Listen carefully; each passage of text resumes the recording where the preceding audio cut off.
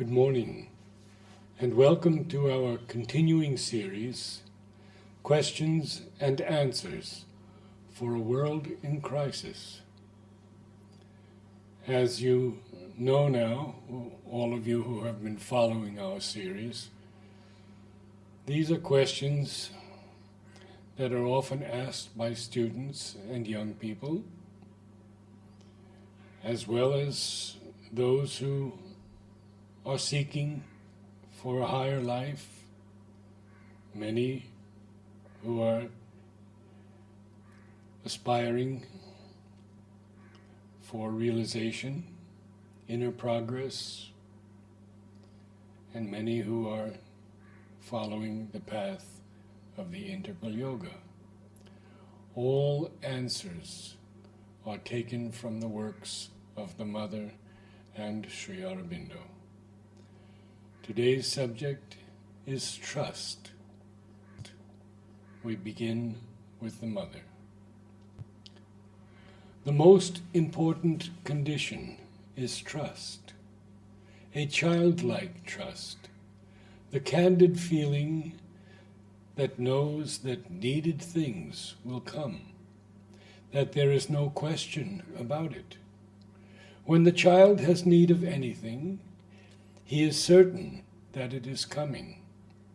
This kind of simple trust or reliance is the most important condition. The divine grace is always with you, and by your trust, you allow its action to be effective. It is in proportion to our trust in the divine that the divine grace can act for us and help. Our trust in the divine must not depend upon outward circumstances. Very few are those who can stand firm on the rock of their faith and trust in the divine. It is absurd to ask for help and yet to have no trust. On the contrary, with confidence, everything becomes so easy. With trust in the divine's grace, all obstacles can be surmounted.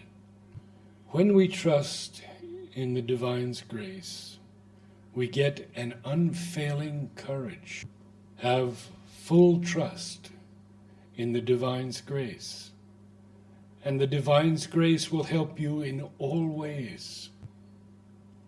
Like the child who does not reason and has no care, trust thyself to the divine, that his will may be done.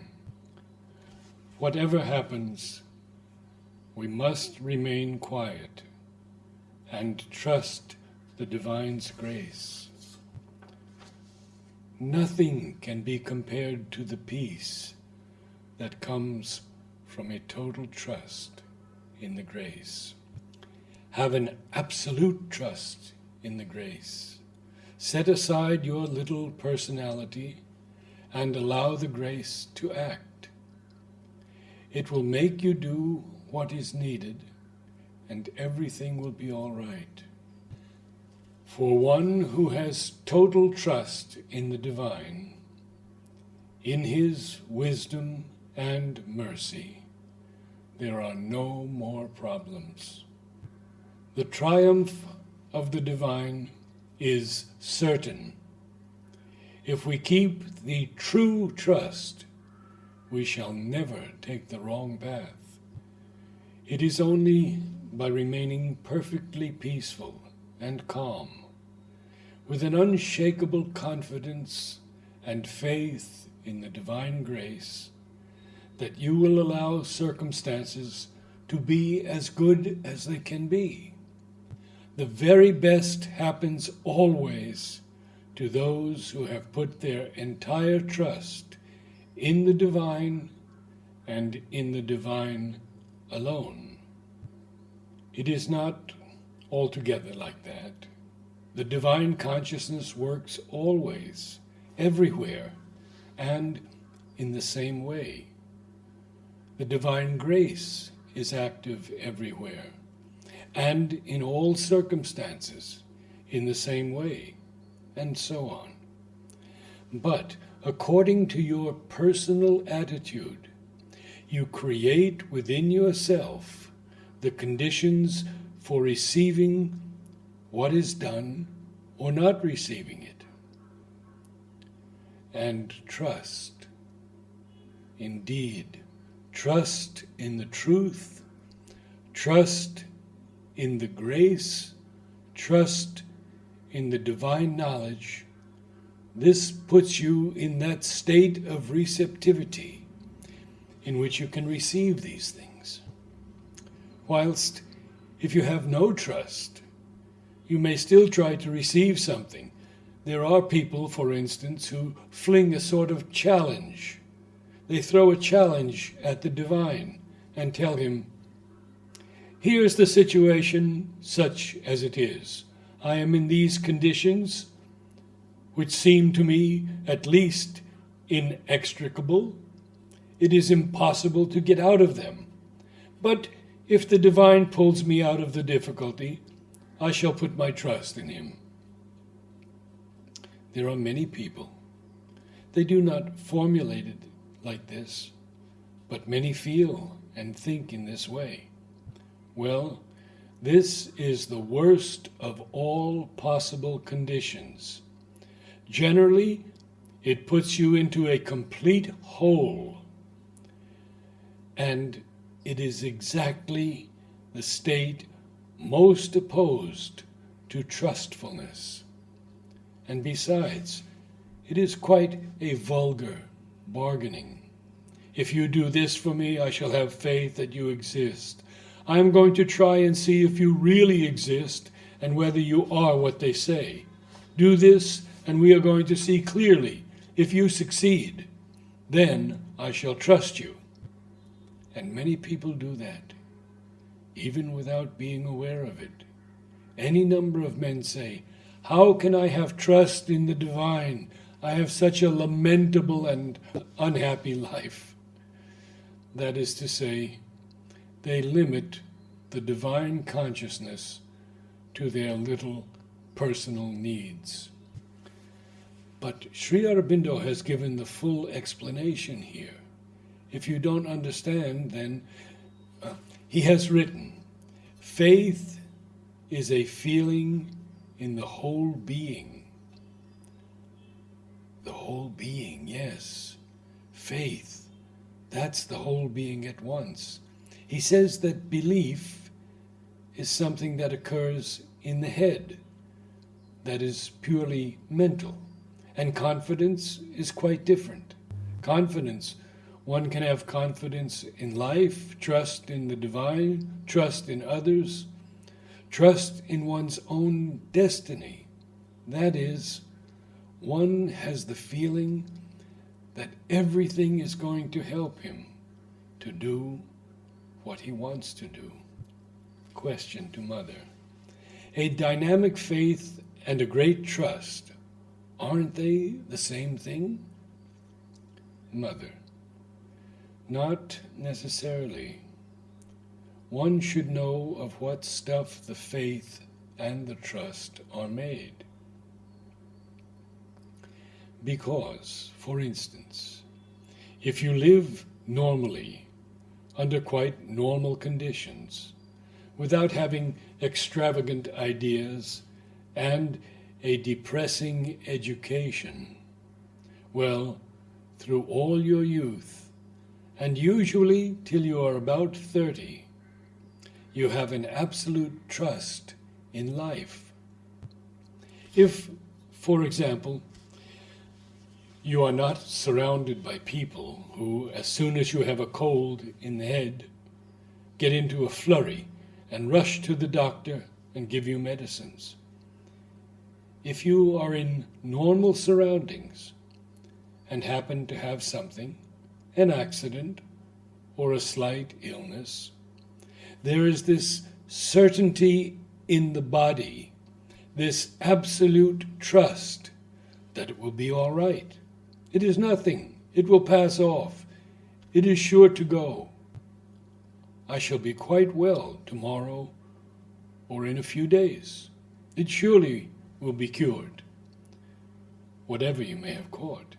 This is indeed the normal condition of the body, an absolute trust that all life lies before it and that all will be well. Sri Aurobindo.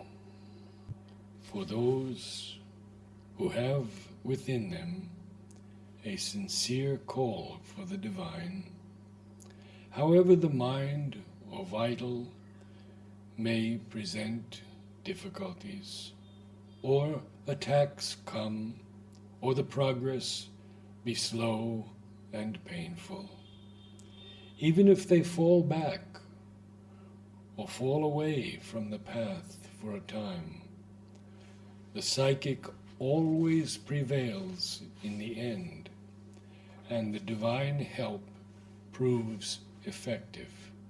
Trust in that and persevere. Then the goal is sure. A constant trust and patience must be cultivated, must be acquired, not least when things go against. For when they are favorable, trust and patience are easy. Faith is a feeling in the whole being. Belief is mental. Confidence means trust in a person or in the divine, or a feeling of surety about the results of one's seeking or endeavor.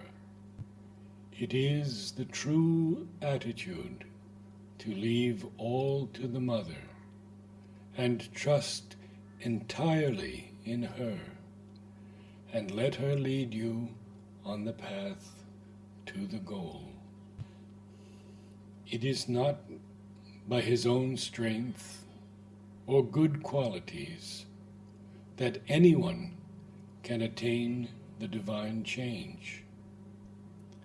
There are only two things that matter: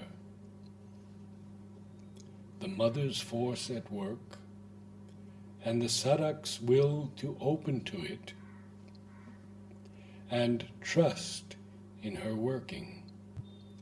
Keep your will and your trust, and care nothing for the rest.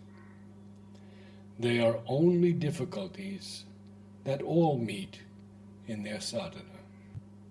A reply to someone: surely this jealousy must go, and no trace of it remain. Do not doubt that the Mother's love is and will be always with you. Trust in her grace, and all this will go out of you, and leave you the true child of the Mother, which in your mind and heart you always are. The relation of the child to the Mother is that of an entire, sincere, and simple trust, love, and dependence.